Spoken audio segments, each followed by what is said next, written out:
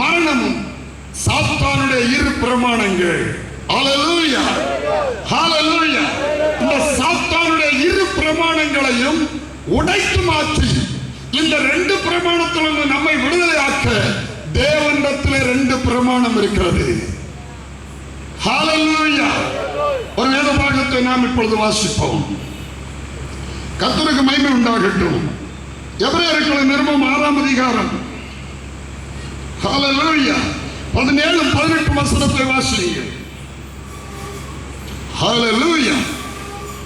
வாசியுங்கள். எபிரேயர் 6:17-18. நீர் மெல்கிசேதேக்கின் முறைமையின்படி இல்லை, அந்தபடி தேவனும் வாக்குத்தத்தம் பண்ணப்பட்டவைகளை சுதந்திரித்துக் கொள்ளுகிறவர்களுக்கு தமது ஆலோசனையின் மாறாத நிச்சயத்தை பரிபூர்ணமாய் காண்பிக்கும்படி சித்தமுள்ளவராய் ஓர் ஆணையினாலே அதை ஸ்திரப்படுத்தினார். ஓர் ஆணையினாலே அதை ஸ்திரப்படுத்தினார். யாருக்கு? வாக்குத்தத்தம் பண்ணப்பட்டவைகளை சுதந்திரித்துக் கொள்ள வருகிறவர்களுக்கு ஓர் ஆணை. அந்த ஓர் ஆணை என்ன தெரியுமா? வாசியுங்கள். இந்த வசனத்தை அப்படியே வைத்துக் கொண்டு 1 யோவான் 2ஆம் அதிகாரம் 25ஆம் வசனத்தை வாசியுங்கள். அந்த ஆணை என்ன? நித்திய ஜீவனை அளிப்பேன் என்பதே கர்த்தர் கொடுத்திருக்கிற வாக்குத்தத்தம் அல்லது ஆணை. ஹல்லேலூயா. நித்திய ஜீவனை அளிப்பேன் என்பதே ஆண்டவர் கொடுத்திருக்கிற ஆணை, வாக்குத்தத்தம். ஏனென்றால் பாவத்தினால் மனிதன் நித்திய ஜீவனை இழந்து விட்டான். அந்த நித்திய ஜீவனை திரும்ப அளிப்பேன், அழிவில்லாத வாழ்வை உங்களுக்கு தருவேன், தேவனோடு கூட என்றென்று வாழத்தக்க பாக்கியத்தை உங்களுக்கு அளிப்பேன் என்று சொல்லியிருப்பதுதான் தேவன் கொடுத்திருக்கிற ஒரு ஆணை. இந்த ஆணையை 2 விசேஷங்களினாலே நிறைவேற்றுகிறார். அந்த 2 ஆணை என்ன? அந்த விசேஷங்கள் என்ன? அடுத்த வசனம். தமக்கு முன் வைக்கப்பட்ட நம்பிக்கையை, தமக்கு முன் வைக்கப்பட்ட நம்பிக்கை என்ன? நித்திய ஜீவனை சுதந்தரிப்போம். நித்திய ஜீவன் எனக்கு உண்டு. ஆண்டவர் எனக்கு அறியாத வாழ்வை வைத்திருக்கிறார். மண்ணோடு மண்ணாய் போகிற வாழ்க்கை அல்ல, தேவனோடு கூட நித்தியம் நித்தியமாய் வாழும் வாழ்வை தேவன் வைத்திருக்கிறார் என்கிற அந்த நம்பிக்கையை சுதந்தரித்துக் கொள்ளும்படி வருகிறவர்களுக்கு அடைக்கலமாய் ஓடி வந்த நமக்கு 2 மாறாத விசேஷங்களினால் நிறைந்த ஆறுதல் உண்டாகும்படிக்கு எவ்வளவேனும் பொய்யுரையாத தேவன் அப்படி செய்தார். நமக்கு முன் வைக்கப்பட்ட நம்பிக்கை பற்றிக் கொள்ளும்படி அடைக்கலமாய் ஓடி வந்த நமக்கு, அடைக்கலமாய் ஓடி வர்றவங்களுக்கு தான் பைபிள்ல என்னெல்லாம் குற்றம் கண்டுபிடிக்கலாம்னு வந்திருக்கிறவர்களுக்கு கிடைக்கவே கிடைக்காது, அது கிடைக்கவே கிடைக்காது. ஹல்லேலூயா. நேற்றைக்கு நான் சொன்னேன், பரபரத்தில் இறக்கிற பதநீர்ல ஹல்லேலூயா தேனி கிடக்கும், ஹல்லேலூயா எறும்பு கிடக்கும், அதுல பனையில உள்ள பூவுல உள்ள சின்ன பூக்கள் விழுந்து கிடக்கும், பனையர்கள் அறுத்து போட்ட அந்த அலுவாச்சி துண்டுகள் கிடக்கும். இதையெல்லாம் அரித்து எடுக்க வேண்டும். அரித்து எடுக்கும் போது பதநீர் கீழே போகும், அரிப்புல இதெல்லாம் வரும். பைபிளை எடுத்து வச்சுக்கிட்டு குற்றம் கண்டுபிடிக்கிறதுக்கு சொல்லிட்டு இந்த அரிப்புல இருக்கிற ஈச்சி கிடக்குது, பைபிள்ல ஈச்சி கிடக்குது, பைபிள்ல அல்வாச்சி துண்டு இருக்குது, இங்க அப்படி இருக்கு இப்படி இருக்குன்னு சொல்றவங்களுக்கு பதநீர் கிடைக்கவே கிடைக்காது. ஓ ரபா பாபா சப்தர பௌத்தவாலி கரபா, யாருக்கு அது கிடைக்கும்? ஹல்லேலூயா. அந்த நம்பிக்கை பற்றிக் கொள்ளும்படி அடைக்கலமாய் ஓடி வருகிறவர்களுக்கு இந்த அடைக்கலம் எனக்கு வேண்டும், இந்த பாக்கியம் எனக்கு வேண்டும், தேவனோடு கூட வாழும் பாக்கியம் எனக்கு வேண்டும், இந்த நித்திய ஜீவன் எனக்கு வேண்டும் என்று யார் அடைக்கலமாய் ஓடி வருவார்களோ அவர்களுக்கு மாறாத 2 விசேஷங்களினால் நிறைந்த ஆறுதல் உண்டாகும். நிறைவான ஆறுதல், நிறைவான ஆறுதல். நான் முதல் நாள் சொன்னேன், நிம்மதி இல்லாமல் பைத்தியக்காரனை போல 24 வயது வரை அலைந்தவன், தற்கொலை தற்கொலை தற்கொலை தான் என் வாழ்க்கை முடிவென்று இருள் நிறைந்த வாழ்க்கையோடு வாழ்ந்தவன், இரவு பாலும் தெருவிலே உட்கார்ந்து சீட்டாடினவன், சீட்டாடுறதுல இடம் கிடைக்காதுன்னு சொல்லி சீட்டு கட்டு வாங்கிட்டு முதலாளா கல்லில் போய் உட்கார்ந்து வெல்லுகிறவன். நிம்மதி இல்லை, நிம்மதியே இல்லை. ஹல்லேலூயா. என் அருமை ஆண்டவர் இயேசு அப்போஸ்தலத்திலே சொன்னார். ஹல்லேலூயா. யோவான் 14:27 சமாதானத்தை உங்களுக்கு வைத்து போகிறேன், என்னுடைய சமாதானத்தை உங்களுக்கு கொடுக்கிறேன். உலகம் கொடுக்கிறது போல நான் உங்களுக்கு கொடுக்கிறதில்லை. உங்கள் இருதயம் பயப்படாமல் கலங்காமல் இருப்பதாக. வீடும் ஆஸ்தியும் பிதாக்கள் வைத்து போகும் சுதந்திரம், ஆனால் நம்முடைய பிதா ஒரு சுதந்திரத்தை வைத்து போயிருக்கிறார். சமாதானம், நிறைவான ஆறுதல், நிறைவான சமாதானம், நிறைவான சந்தோஷம். நான் மரித்தால் தேவனோடு இருப்பேன் என்கிற நிச்சயம். இன்று மரித்தால் நான் பரலோகத்தில் என் அப்பாவுடைய முகத்தை முகமுகமாய் பார்ப்பேன் என்கிற நிச்சயம். இதைத்தான் இயேசு சம்பாதித்து வைத்து போயிருக்கிறார். ஹல்லேலூயா! கர்த்தருடைய பரிசுத்தமான நாமத்திற்கு மகிமை உண்டாவதாக. மாறாத ரெண்டு விசேஷங்கள், ரெண்டு சாத்தானுடைய ரெண்டு ஹல்லேலூயா பிரமாணங்கள், பாவம், மரணம். இந்த பாவத்தையும் பரிகரித்து மரணத்தையும் பரிகரித்து பரிசுத்த வாழ்க்கை செய்வதற்கு, தேவனோடு கூட வாழக்கூடிய உன்னதமான வாழ்வை தருவதற்கு தேவன் ரெண்டு விசேஷித்த நன்மையானவர்களை வைத்திருக்கிறார். ஹல்லேலூயா! கர்த்தருடைய பரிசுத்தமான நாமத்திற்கு ஸ்தோத்திரம். ஹல்லேலூயா! நெகேமியாவின் புத்தகம் 7ஆம் அதிகாரம் 65ஆம் வசனத்தை வாசிக்கும் போது அங்கே ஒரு வார்த்தை சொல்லுகிறது. நெகேமியாவின் புத்தகம் 7ஆம் அதிகாரம் 65ஆம் வசனம். ஊரில் தும்மீம் என்பவர்கள் உள்ள பிரதான ஆசாரியன் எழும்பும் அளவும் ஜனங்கள் மகா பரிசுத்தமானதில் புசிக்கத்தகாது என்று திர்சாதா சொல்லியிருந்தான். பழைய ஏற்பாட்டிலே மகா பரிசுத்த ஸ்தலத்தில் அங்கதான் கர்த்தருடைய உடன்படிக்கப்பட்டு இருக்கும். அதுதான் தேவனுடைய வாசஸ்தலம். அது மகா பரிசுத்த ஸ்தலம். அந்த மகா பரிசுத்த உலகத்துல, அந்த மகா பரிசுத்த ஸ்தலத்துல கூட பிரதான ஆசாரியன் வருஷத்துக்கு ஒரு தரம் மட்டும்தான் செல்ல முடியும். வேறு யாரும் அங்க உள்ள செல்ல முடியாது. ஒரு தடவைக்கு மேல ஒரு தரம் பிரதான ஆசாரியன் போனால் அவன் அங்கே செத்து போவான். போகக்கூடாது, போக முடியாது. பரலோகம் என்கிற மகா பரிசுத்த ஸ்தலத்திலே மகா பரிசுத்தமான தேவனை தரிசிப்பதற்கு ஹல்லேலூயா, இந்த உலகத்தில் இருந்த கூடாரத்துக்குள்ளேயே பிரதான ஆசாரியன் போக முடியாது. வருஷத்தில் ஒரு தரம் தான் போக முடியும். ஆனால் பரலோகம் என்கிற வானங்களும் வானாதி வானங்களும் கொள்ளாத தேவனுடைய வாசஸ்தலத்திலே அதை தரிசிப்பதற்கு ஊரின் தும்மீம் உள்ள ஒரு பிரதான ஆசாரியன் எழும்பாத வரைக்கும் யாரும் மகா பரிசுத்தமானதில் புசிக்க முடியாது. மகா பரிசுத்த தேவனை தரிசிக்க முடியாது. மகா பரிசுத்தமான தேவனிடத்தில் சேர முடியாது. அப்படியானால் ஊரின் தும்மீம் உள்ள ஒரு பிரதான ஆசாரியன் எழும்ப வேண்டும். எபிரேயர்கள் நிருபம் 2ஆம் அதிகாரம் 14 பிள்ளைகள் மாம்சத்தை இரத்தத்தை உடையவர்களாக இருக்க அவரும் அவர்களைப் போல மாம்சத்தை இரத்தத்தை உடையவரானார் என்று சொல்லி 17ஆம் வசனம் சொல்லுகிறது. அவர் எவ்விதத்திலும் இரக்கமுள்ள பிரதான ஆசாரியனாய் இருப்பதற்கு சகோதரருக்கு ஒப்பாக வேண்டியதாக இருந்தது. அப்பா பிள்ளைகளைப் போல ஒரு சகோதரனாக மாறினார். அதனால்தான் ஏசாயா 9:6 சொல்லுது, நமக்கு ஒரு பாலகன் பிறந்தால், நமக்கு ஒரு குமாரன் கொடுக்கப்பட்டார், அவர் நித்திய பிதா, அவர் சமாதான பிரபு. ஹல்லேலூயா! ஆகவே அருமை ஆண்டவர் இயேசு இங்கே பிறந்திருக்கிறார், பிரதான ஆசாரியனாய் வந்திருக்கிறார். ஹல்லேலூயா! எவ்வளவு ஆழமான காரியங்கள், அவைகளை இப்பொழுது சொல்லால் நம்முடைய நேரம் போதாது. உண்மையான பிரதான ஆசாரியன் வந்து இயேசு கால்வாவுக்கு முன்னே நின்றார். நிறைவானது வரும்போது குறைவானது ஒழிய வேண்டும். உண்மையான நபர் ஆட்சி பீடத்துக்கு வரும்போது, ஜெயம் கொண்டவர் ஆட்சி பீடத்தில் வரும்போது மற்றவங்க விலகி தீர வேண்டும். என் அருமை ஆண்டவர் இயேசு கிறிஸ்து பிரதான ஆசாரியன் கால்வாவுக்கு முன்னே நிறுத்தப்பட்டார். கட்டப்பட்டவரால் இயேசு அங்கே நின்று கொண்டிருந்தார். பிரதான ஆசாரியன் ஒரு கேள்வியை கேட்டார். மார்க் 14:61-62, நீ ஜீவனுள்ள தேவனுடைய குமாரனாகிய கிறிஸ்து தானா, தேவனுடைய குமாரனாகிய கிறிஸ்து தானா என்று கேட்ட உடனே இயேசு பதில் சொன்னார், நீ சொல்லுகிறபடிதான், நான் தேவனுடைய ஸ்தோத்திரிக்கப்பட்ட தேவனுடைய குமாரனாகிய கிறிஸ்து தான் என்று சொன்னார். உடனே பிரதான ஆசாரியன் என்ன செய்தான்? இனி நாம் தேவதூஷணம், இனி நாம்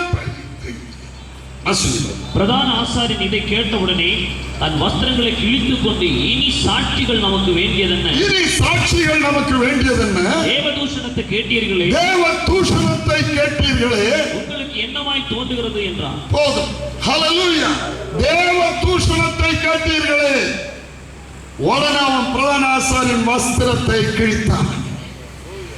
பைபிள் சொல்லுது பிரதான ஆசாரியனுடைய வஸ்திரம் கிழிக்கப்படக்கூடாது. தளபதியுடைய பட்டயம் கீழே விழக்கூடாது. தளபதியுடைய பட்டயம் கீழே விழுந்தால் தளபதிக்குரிய யோக்கியதை அற்றவன். ஒரு முறை யோவாப், தாவீதுடைய தளபதி யோவாபுடைய பட்டயம் கீழே விழுந்தது. அதில் பின்பு அவன் தளபதியாய் இருக்கவில்லை. பிரதான ஆசாரியனுடைய வஸ்திரம் கிழிக்கப்படக்கூடாது. கிழிக்கப்பட்டால் திரும்ப அவன் பிரதான ஆசாரியனாய் இருக்க அருகதையற்றவன். ஹல்லேலூயா. ஊரின் தும்மியும் உள்ள பிரதான ஆசாரியன் இங்கே வந்திருக்கிறார் இயேசு. ஹல்லேலூயா. இயேசு பிரதான ஆசாரியன் என்று பைபிள் எங்கேயாவது சொல்லியிருக்கா? எபிரேயர் 3:1 சொல்லுகிறது, நாம் அறிக்கையிடுகிற அப்போஸ்தலரும் பிரதான ஆசாரியனுமாய் இருக்கிற கிறிஸ்து இயேசுவை கவனித்து பாருங்கள். எபிரேயர் 5:8 சொல்லுது, 10:8-9-10 சொல்லுது, மெல்கிசேதேக்கின் முறைமையின்படியான பிரதான ஆசாரியர் என்று அவர் நாமம் சூட்டப்பட்டார். ஹல்லேலூயா. எபிரேயர் 2ஆம் அதிகாரம் 4ஆம் அதிகாரம் கடைசியில வாசிக்கும் போது, வானங்களின் வழியாய் ஏறி போன மகா பிரதான ஆசாரியர் ஒருவர் நமக்கு இருக்கிறபடியா என்று வாசிக்கிறோம். ஆகவே தைரியமாய் கிருபாசனத்தில் அண்டையில் சேரக்கிடுவோம். ஊரின் தும்மியும் உள்ள பிரதான ஆசாரியனாக இயேசு இங்கே வந்து நிற்கிறார். உலகத்தில் எத்தனையோ பிரதான ஆசாரியர்கள் இருந்தார்கள். ஆனால் அவர்களுக்கு ஊரின் தும்மியும் இருக்கவில்லை. அந்த ஊரின் தும்மியும் இல்லாதபடியினால் அவர்கள் மகா பரிசுத்த ஸ்தலத்திற்கு மக்களை வழி நடத்துகிற பிரதான ஆசாரியர்களாய் இருக்கவில்லை. முதல் பிரதான ஆசாரியன் ஆரோன், கர்த்தருக்கு பரிசுத்தன் என்று சொல்லப்பட்ட ஆரோன் கன்றுக்குட்டியை உண்டு பண்ணி ஹல்லேலூயா இஸ்ரவேல் ஜனத்தை சதறடித்தான். ஏலி என்கிற பிரதான ஆசாரியன் ஹல்லேலூயா கண்சொருகி போனவனாகி கஞ்சாலையாய் தன் மக்களை விட்டுவிட்டு சத்தியத்தை சத்தியமாய் போதிக்காதவனாய் இருந்தபடியால் இஸ்ரவேலை விட்டு மகிமை போய்விட்டது. மகிமையை கொண்டு வர வேண்டிய பிரதான ஆசாரியன் தேவ மகிமை இஸ்ரவேலை விட்டு போகும்படி செய்து விட்டார். கடைசியாக 3வது சாட்சி, இயேசு மாம்சத்தில் இருந்த நாட்களில் காய்பா பிரதான ஆசாரியனாய் இருந்தார். என்னோடு சேர்க்காதவன் சிதறடிக்கிறான் என்று இயேசு மத்தேயு 12ஆம் அதிகாரம் 28-29-30 சொன்னார். என்னோடு இராதவன் எனக்கு விரோதியா இருக்கிறான், என்னோடு சேர்க்காதவன் சிதறடிக்கிறான். ஒரு பிரதான ஆசாரியனுடைய வேலை கர்த்தராய் இயேசு கிறிஸ்துவோடு ஜனத்தை சேர்க்க வேண்டும். ஆனால் இந்த காய்பா இயேசு கிறிஸ்துவின் பின்னாலே போன ஜனங்களை எல்லாம் ஹல்லேலூயா தன் பக்கத்தில் ஆக்கிக் கொண்டு இயேசுவை சிலுவையில் அறையும் என்று சத்தம் போடுங்கள் என்று சொல்லி இயேசுவை சிலுவையில் அறைவதற்காக ஜனங்களை ஏவி விட்டு அந்த ஜனங்களை அழிக்கிற, ஜனங்களை அழிக்கிற, ஜனங்களை நியாய தீர்ப்புக்குள்ளாக்கிற ஒரு பிரதான ஆசாரியன் அவன் காணப்பட்டான். ஒருவரும் மகா பரிசுத்தமானதில் பிரவேசிக்க எந்த பிரதான ஆசாரியனாலும் முடியவில்லை. காரணம், அவர்கள் ஊரின் தும்மியும் உள்ள பிரதான ஆசாரியர்களாய் இருக்கவில்லை. அப்படியானால் இயேசு கிறிஸ்து ஊரின் தும்மியும் உள்ள பிரதான ஆசாரியனா வந்தாரு. அந்த பிரதான ஆசாரியர்கள் இருக்கிற அந்த ஊரின் தும்மியும் தான் மகா பரிசுத்த ஸ்தலத்தில் நம்மை கொண்டு சேர்க்குமாம், தேவனுக்கேற்ற பரிசுத்தத்தை கொடுக்குமாம். அப்படியானால் மகா பிரதான ஆசாரியனிடத்தில் இருந்த ஊரின் தும்மியும் என்ன? ஊரின் தும்மியும் என்ன? இப்பொழுது வாசியுங்கள். ஹல்லேலூயா. நீதிமொழிகள் 16ஆம் அதிகாரம் 6ஆம் வசனம். இன்னொருவர் யோவான் 1ஆம் அதிகாரம் 14ஆம் வசனத்தை வாசிக்கிறார். சத்தியத்தினாலும் பாவம் நிவர்த்தியாகும். கிருபையினாலும் சத்தியத்தினாலும் பாவம் நிவர்த்தியாகும். பாவம் நிவர்த்தியானால்தான் மகா பரிசுத்தமானதில் புசிக்க முடியும், மகா பரிசுத்தமான தேவனை தரிசிக்க முடியும். பரிசுத்தம் இல்லாமல் ஒருவனும் தேவனை தரிசிப்பதில்லையே. மகா பரிசுத்தமான தேவனை தரிசிக்க வைப்பது கிருபையும் சத்தியமும். கிருபையினாலும் சத்தியத்தினாலும் பாவ நிவர்த்தியாகும். அதுதான் ஊரின் தும்மீம். பிரதான ஆசாரியரிடத்தில் இருக்க வேண்டிய ஊரின் தும்மீம். இயேசு அந்த கிருபையும் சத்தியமும் நிறைந்தவராக ஊரின் தும்மீம் உள்ள பிரதான ஆசாரியனாக ஆண்டவர் இயேசு இந்த உலகத்தில் காணப்பட்டார். வாசியுங்கள் யோவான் 1:14. அந்த வார்த்தை மாம்சமாகி, அந்த வார்த்தையானவர் மாம்சமாகி கிருபையினாலும் சத்தியத்தினாலும் நிறைந்தவராய் நமக்குள்ளே வாசம் பண்ணினார். ஹல்லேலூயா. ஓ, நித்திய ஜீவனை சார்ந்தரிக்க அந்த மாறாத தேவனுடைய ஆணை, உங்களுக்கு நித்திய ஜீவனை கொடுப்பேன் என்று தேவன் கொள்ளியிருக்கிற ஆணையை நிறைவேற்றுவதற்கு, அந்த நித்திய ஜீவனை சுதந்திரிக்க அடைக்கலமாய் ஓடி வருகிற மக்களுக்கு ரெண்டு மாறாத விசேஷத்தினால் தேவன் அதை உறுதிப்படுத்தி கொடுத்திருக்கிறார். மாறாத ரெண்டு விசேஷம், கிருபையும் சத்தியமும். பழைய ஏற்பாட்டிலே நிழலாக அது ஊரின் தும்மீம் என்று சொல்லப்பட்டது. அல்லேலூயா. ஆகவே கிருபையும் சத்தியமும் பாவத்தை நிவர்த்தியாக்கும். இயேசு கிருபையினாலும் சத்தியத்தினாலும் நிறைந்தவராய், பாவத்தை நிவர்த்தி செய்கிறவராய், மனுக்குலத்தின் பாவத்தை சுமந்து தீர்க்கிற தேவ ஆட்டுக்குட்டியாய், உலக ரட்சகராய், உலக மேசியாவாய் இயேசு இந்த உலகத்திலே இறங்கி வந்தார். Praise the Lord. Praise the Lord. Hallelujah. கர்த்தருக்கு மகிமை உண்டாகட்டும். Hallelujah. இயேசு கிறிஸ்து கிருபையினாலும் சத்தியத்தினாலும் நிறைந்தவராய் நமக்குள்ளே வாசம் பண்ணினார். சாத்தானுடைய ரெண்டு பிரமாணங்களை குறித்து நான் சொன்னேன். ஒன்று பாவம், இன்னொன்று மரணம். ஒரு வசனத்தை வாசியுங்கள். ரோமர்கள் நிருபம் 8:2 வாசியுங்கள். ரோமர்கள் நிருபம் 8:2 கிறிஸ்து இயேசுவினாலே ஜீவனுடைய ஆவியின் பிரமாணம், ஜீவனுடைய ஆவியின் பிரமாணம் என்னை பாவம் மரணம் என்பவைகளின் பிரமாணத்திலிருந்து என்னை விடுதலை ஆக்கிட்டு. ஹல்லேலூயா. பாவம் மரணம் என்கிற ரெண்டு சாத்தானுடைய பிரமாணத்தை உடைக்கும்படியாகத்தான் இயேசு இந்த உலகத்தில் வந்தார். யோவான் 3:8 இப்படி சொல்லுகிறது, பாவம் செய்கிற எவனும் பிசாசினால் உண்டாயிருக்கிறான். ஏனென்றால் பிசாசானவன் ஆதி முதல் பாவம் செய்கிறான். பிசாசின் கிரியைகளை அழிக்கும்படிக்கே மனுஷகுமாரன் உலகத்தில் வெளிப்பட்டார். பிசாசின் கிரியைகளை, பாவம் மரணம் என்கிற ரெண்டு பிரமாணத்திலே மனுக்குலத்தை கட்டி வைத்திருக்கிற சாத்தானுடைய உணவத்தடியை உடைத்து மனுக்குலத்திற்கு விடுதலை தரத்தான் இயேசு இந்த உலகத்திலே வந்தார். எபிரேயர்கள் நிருபம் 2:14-15 நீங்கள் சேர்த்து வாசிக்கிறீர்கள் என்றால், பிள்ளைகள் மாம்சத்தை இரத்தத்தை உடையவர்களாக இருக்க அவரும் அவர்களைப் போல மாம்சத்தையும் இரத்தத்தையும் உடையவர் ஆனார். அடுத்தது, மரணத்துக்கு அதிகாரியாகிய பிசாசானவனை தமது மரணத்தினாலே அழிக்கும்படிக்கும் ஜீவகாலமெல்லாம் மரண பயத்தினாலே அடிமைத்தனத்திற்குள்ளானவர்கள் யாவரையும் விடுதலை ஆக்கும்படி அப்படியானார். பிள்ளைகளைப் போல மாம்சம் இரத்தம் உடையவராக வந்தவருடைய நோக்கம் மரணத்துக்கு அதிகாரியாகிய பிசாசை தமது மரணத்தினால் அழிக்க வேண்டும். பிசாசுடைய கிரியை அழிக்க வேண்டும். பாவம் மரணம் என்கிற இந்த பிரமாணங்களை உடைத்து ஜீவன் கொடுக்க வேண்டும். ஜீவனுடைய ஆவியின் பிரமாணத்தை நமக்கு தர வேண்டும். ஆத்மாவுக்கு ஜீவனை தர வேண்டும். ஜீவனோடு ஆவியின் பிரமாணத்தை தந்து ஆவியினால் நடத்தப்படுகிற மக்களாக, மாம்சத்தின்படி ஜீவிக்கிறவர்களாக அல்ல, தேவனுடைய ஆவியினால் நிரப்பப்பட்டு தேவனோடு சஞ்சரிக்கிற மக்களாக, தேவ சத்தம் கேட்கிற மக்களாக, தேவ பிரசன்னத்தை உணர்கிற மக்களாக, தேவனோடு உறவாடி மகிழ்கிற மக்களாக, ரட்சிப்பிலே கலிகூர்ந்து மகிழும்படியாக அந்த பிரமாணத்தை நமக்கு தர அவர் வந்தார். ஹல்லேலூயா. அவருடைய பரிசுத்தமான நாமத்திற்கு மகிமை உண்டாவதாக. ஹல்லேலூயா. இப்பொழுது அன்பான சகோதரர் கேட்டிருந்த கேள்வி, சகோதரர் நீங்க பக்கத்தில் எங்கேயாவது நிற்கிறாரோ இல்லையோ தெரியவில்லை, அவர் கேட்டுக்கொண்டிருந்தாரானால் இன்றைக்கு அவர் ரட்சிக்கப்படுவார். கேட்டுக்கொண்டிருந்தாரானால் இன்றைக்கு இயேசுவை இரட்சகராம் மேசியாவை ஏற்றுக்கொள்வார். ஏற்றுக்கொள்ளாவிட்டால் ஒரு நாள் ஆண்டவருக்கு கணக்கு கொடுக்க வேண்டும், கொடுத்தே ஆக வேண்டும். ஒரு அன்பான எச்சரிப்பை நான் எல்லாருக்குமாய் சொல்லுகிறேன்.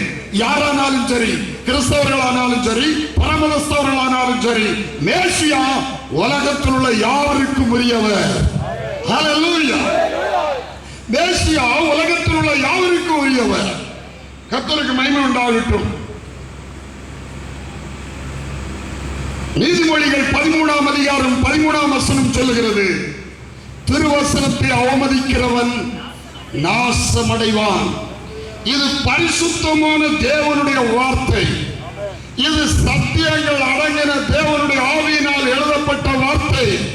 தேவனுடைய ஆவியை பெறாதவர்கள் இதை வாசித்து இந்த அர்த்தத்தை மனசிலாக்கவே முடியாது. ஹல்லேலூயா. அதிலும் சும்மா வாஞ்சோடு படிக்கிறவங்க கூட இதன் அர்த்தத்தை மனசிலாக்க முடியாது. ஈவன் ஊழியக்காரர்கள் கூட இதை லேசாக புரிந்து கொள்ள முடியாது. அவ்வளவு ஆழமான மகிமையான சத்தியங்கள் உள்ள பரிசுத்த வேதாகமும் தேவன் நேரடியாக உதவி செய்யாமல் இந்த அர்த்தத்தை புரிய முடியாது. ஆனால் குற்றம் கண்டுபிடிக்க வேண்டும். எப்படியாவது இதற்கு எதிரான ஒரு கொள்கையை உருவாக்க வேண்டும் என்று எண்ணி இந்த பரிசுத்த வேதாகமத்தில் குற்றம் கண்டுபிடித்துக் கொண்டே இருந்து இந்த வேதத்துக்கு விரோதமாய், இயேசு கிறிஸ்துவுக்கு விரோதமாய் யார் பேசினாலும் யார் செயல்பட்டாலும் தேவனுடைய கோபாக்கினைக்கு அவர்கள் தப்ப முடியாது என்று கர்த்தருடைய நாமத்தில் எச்சரிக்கிறேன். நான் ரட்சிக்கப்படாத காலத்திலே, பாவியாய் ஜீவிக்கிற ஒரு காலத்திலே ஒரு பிஷப் சொன்னார், 20ஆம் நூற்றாண்டு வாலிபர்களுக்காக பைபிளை திருத்தி எழுத வேண்டும் என்று சொன்னார். எச்சரிப்பாக இதை சொல்லுகிறேன். நான் ஹல்லேலூயா வாலிபனாக இருந்து நெய்யூர் ஆஸ்பத்திரியிலே நான் படித்துக் கொண்டிருக்கும் போது ஒருவர் சொன்னார், 20ஆம் நூற்றாண்டு வாலிபர்களுக்காக பைபிளை திருத்தி எழுத வேண்டும் என்று சொன்னார். ஆனால் அவர் மூளையில கேன்சர் வந்து தன்னை பென்ஷனாக முன்னே மரித்து போனார். தன்னுடைய காலத்தில் அவர் இருக்க முடியவில்லை, வேலை செய்ய முடியவில்லை. வேதத்தை திருத்துகிற யாரானாலும் அவர்களுக்கு ஐயோ. எந்த பிஷப் ஆனாலும் ஐயோ, எந்த ஜாமியார் ஆனாலும் ஐயோ, எந்த ஊழியக்காரனாலும் ஐயோ. இந்த வெளிப்படுத்த நியாயப்பிரமாணத்தில் உள்ள அத்தனை சாபங்களும் அவர்கள் மேல் வரும் என்று கர்த்தருடைய ஊழியக்காரனாய் கர்த்தருடைய ஆவியானவரை கொண்டு சொல்கிறேன். இன்டர்நெட்டை ஓபன் பண்ணி பாருங்கள். ஒரு மனிதன் பைபிளை குறை சொல்லி இயேசுவை விபச்சாரக்காரன் என்று சொல்லி இருக்கிறார். இயேசுவை உறங்குகிற கடவுள், பசி உண்டாகிற கடவுள், வெளிக்கிருக்கிற கடவுள் என்றெல்லாம் கிண்டல் அடித்தார். இன்டர்நெட்டை ஓபன் பண்ணி ஹல்லேலூயா டெத் ஆஃப் டிடாட், மெசேஜஸ் ஆஃப் டிடாட் என்று எடுத்து பார்த்து பாருங்கள். போட்டு கர்த்தருக்கு ஸ்தோத்திரம். ஹல்லேலூயா. கிறிஸ்தவர்களை கேவலப்படுத்தி, பைபிளை கேவலப்படுத்தி, இதுவா பைபிள், இது பைபிளா, இது தேவனுடைய வார்த்தை இல்ல, இது கட்டுக்கதை, சில வார்த்தைகள் இருக்கிறது, இது எல்லாம் கரப்ஷன் ஆகி போய்விட்டது. இயேசு கடவுள் இல்ல, தேவன் இல்ல, பேசி கேவலமாய் பேசினார். கர்த்தருடைய நாமத்துக்கு ஸ்தோத்திரம். முடிவு என்ன தெரியுமா? திருவசனத்தை அவமதிக்கிறவன் நாசமடைவான். நான் ஒருவருக்காக சொல்லவில்லை. கிறிஸ்தவர்களானாலும் சரி, யாரானாலும் சரி, காணாததிலே துணிவாய் நுழைந்து தேவனோடு விளையாடாதீர்கள். மின்சாரத்தோடு விளையாட போகாதீர்கள். விஷயம் தெரியாதிருந்து. விஷயம் தெரிகிறவன் சரியாய் போவான். விஷயம் தெரியாதவன் மின்சாரத்திலே விளையாட போனால் அவன் அடிபட்டு சாவான்.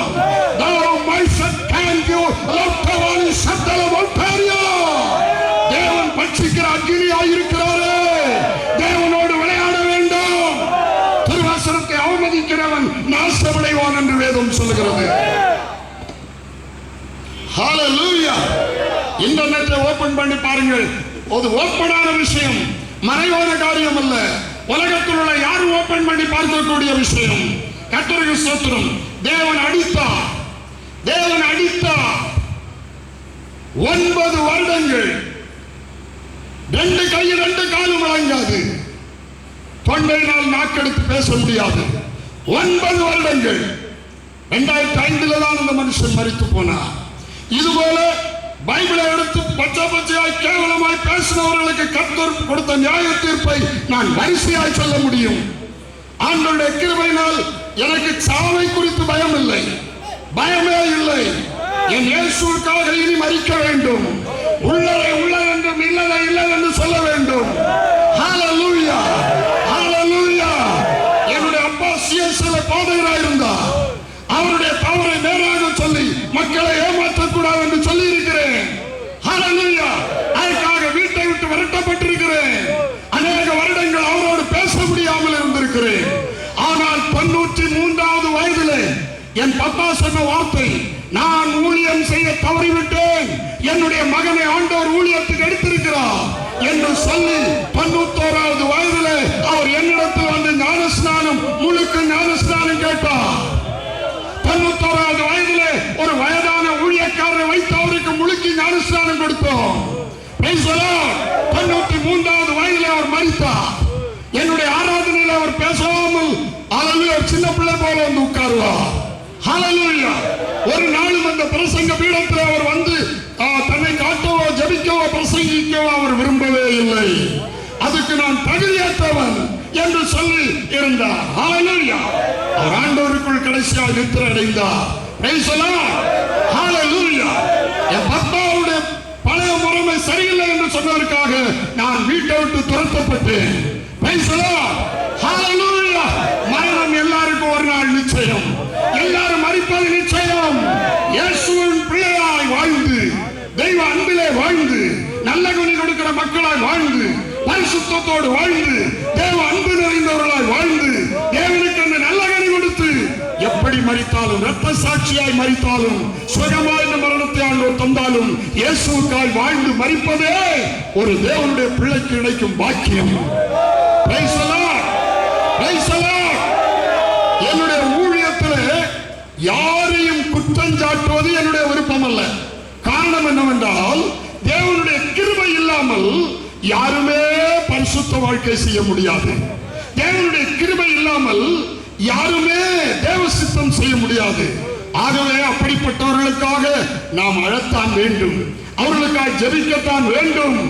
ஆனாலும் என்ன சொன்னாலும் கேட்காமல், எது வந்தாலும் இருதயத்தை கடினப்படுத்துவதற்காக பேசும்போது கண்டிப்பாய் பேச வேண்டியது வருகிறது. ஆண்டவர் இயேசு சொன்னார், விரியன் பாம்பு குட்டிகளே என்று ஆண்டவர் கண்டிப்பாய் சொன்னார். என்ன சொன்னாலும் கேட்காத எருசலேம் மக்களே, உங்களுக்கு வரப்போகிற அழிவு பயங்கரம் என்று எச்சரித்தார். ஹல்லேலூயா. சரி, கர்த்தருடைய பரிசுத்த நாமத்துக்கு ஸ்தோத்திரம். ஆகவே அந்த மனிதன் கடைசியா சாகும் போது நரகத்தை பற்றி அவர் சொன்ன காட்சிகள் எல்லாம் கண்டு, ஐயோ நான் நரகத்துக்கு போறேன்னு கூட சொல்ல முடியவில்லை, தன் கையெழுத்து எழுதி காட்ட முடியவில்லை, தன் நாக்கினால் அதை எக்ஸ்பிரஸ் பண்ண முடியவில்லை.